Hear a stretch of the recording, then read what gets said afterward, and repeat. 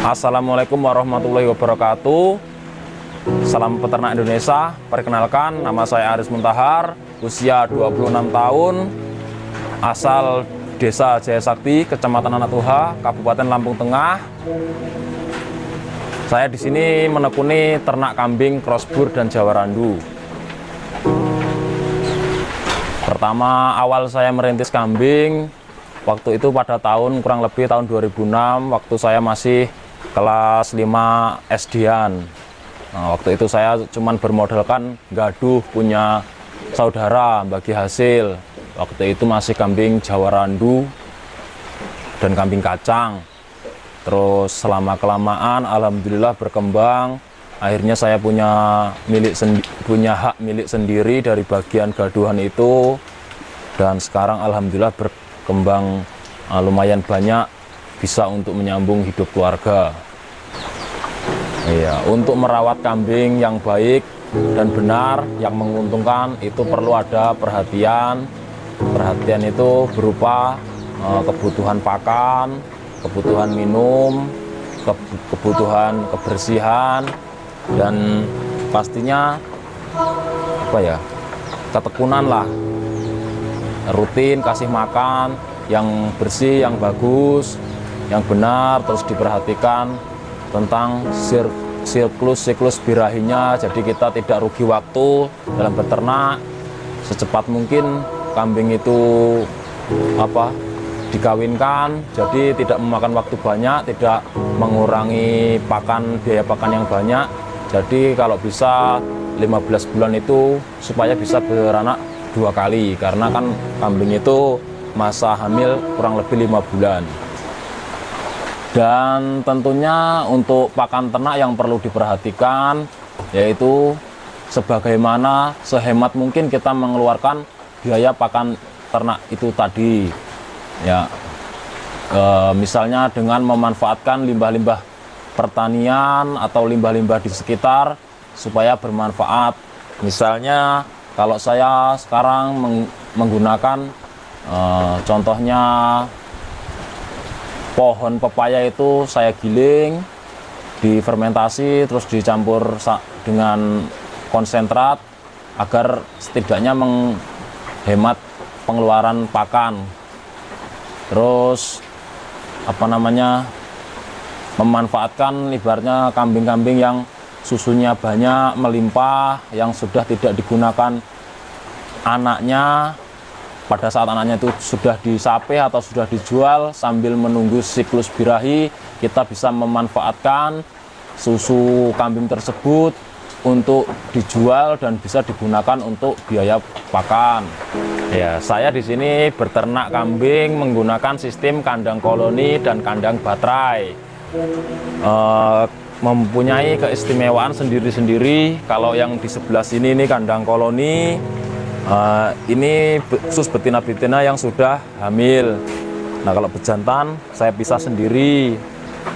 Kalau induan yang sudah hamil tapi kalah dengan sering ditanduin kawannya, sebaiknya dipisah ke kandang baterai atau pas waktu melahirkan.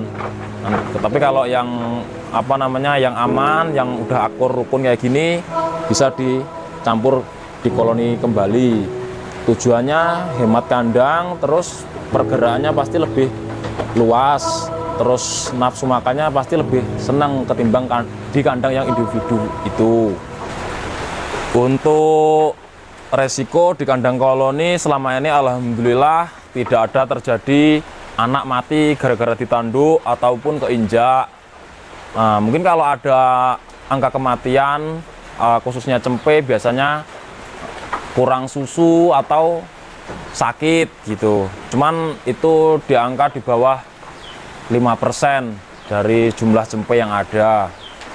Kalau induk yang sudah hamil di kandang koloni ini alhamdulillah sejauh ini aman, nggak ada yang tanduk-tandukan sampai keguguran, nggak ada. Melahirkan semuanya selamat.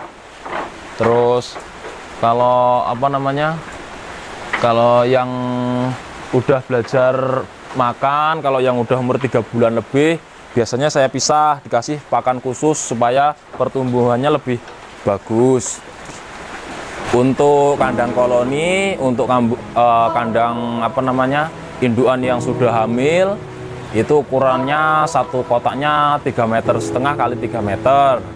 Untuk kandang kawin khusus bejantan itu lebarnya kurang lebih 1,5 meter kali 3 meter untuk mengkoloni betina-betina yang belum hamil. Kalau yang lainnya itu kandangnya sistem batra, yaitu 1 meter kali 1 meter 70 cm per kotak. Terus kalau ternak kambing ya apa namanya usaha lah, intinya usaha apapun itu pasti mempunyai resiko. Kalau ternak kambing ini kalau nggak ada kematian ya mungkin semua orang pilih ternak kambing, cepet cepet kaya mungkin lah, cepet sukses. Tapi ya semua itu maupun senior maupun junior pasti mengalami kematian. Tapi yang namanya usaha kalau kita menyerah ya kita nggak bisa dapat pulihan kembali. Ya intinya tetap semangat, terus perbaiki dari kesalahan kita itu apa, entah itu pakan atau kurang perhatian atau kurang kasih sayang. Yang intinya buat peternak-peternak khususnya pemula, kalau ibaratnya mengalami kematian atau kambing sakit, intinya kita belajar dari kesalahan lah. Intinya kesalahan kita itu masalah pakan atau kandang atau salah memilih bibit, intinya belajar dari kesalahan itu. Untuk pemula yang baru saja terjun di ternak kambing, untuk mengantisipasi angka kematian atau angka kambingnya yang sakit drop, mungkin bisa belajar dari menyiapkan obat-obatan untuk mencegah. Misalnya kambing yang sakit bisa menyiapkan antibiotik pakai misalnya Vitoxy LA atau Medoxy LA dan sejenisnya. Untuk biasanya kambing yang mencret bisa pakai obat injeksi suntik, itu pakai Polybag. Terus kalau vitamin bisa pakai injektamin atau apa namanya itu B kompleks. Kalau misalnya ini obat otot kambing yang lelah atau kecapean itu biasanya pakai obat merah itu Biodin atau yang sejenisnya. Kalau biasanya kalau kambing baru terus perlu adaptasi kandang, itu biasanya yang sering itu pilek sama sakit mata. Kalau sakit mata bisa pakai, kalau yang herbal biasanya pakai jeruk nipis dicampur sama apa itu ya, jeruk nipis, terus kasih domek itu sama minyak makan itu diolesin disemprot bisa. Terus kalau misalnya pilek bisa disuntik tadi sejenisnya Vitoxy LA atau Medoxy dan sejenisnya. Terus obat cacing bisa menggunakan Kalbazen, itu yang bagus Kalbazen. Terus kalau obat kudis atau gudik itu obat gatal bisa pakai biasanya Wormectin yang mudah dicari, yang simple. Kalau obat nafsu makan bisa menggunakan yang rempah-rempah herbal aja, kayak temulawak apa itu dicampurkan pakan gitu, lebih enak gitu nyarinya. Terus kalau saya menggunakan pakan hijauan dan pakan kering. Kalau hijauan saya menggunakan odot yang digiling.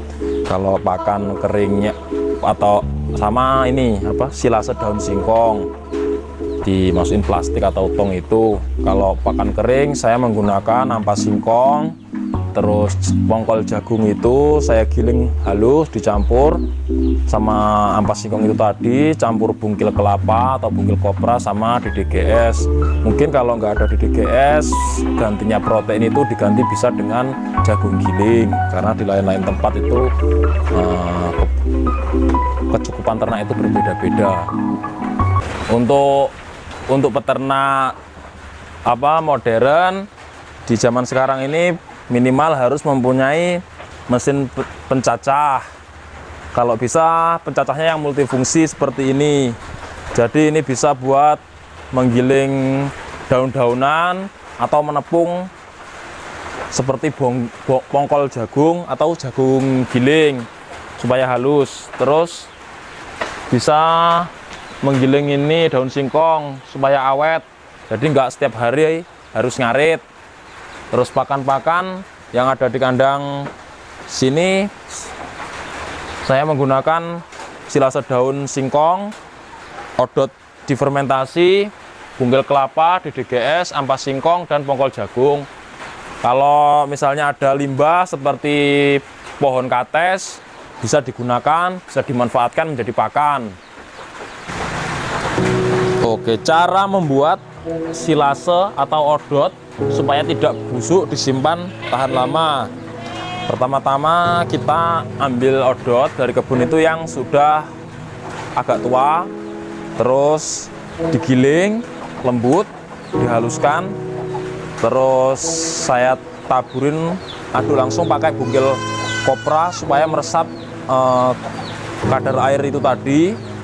Terus jadinya dia itu meresap, terus jadinya wangi seperti ini. Jadi kambing itu langsung seneng nih.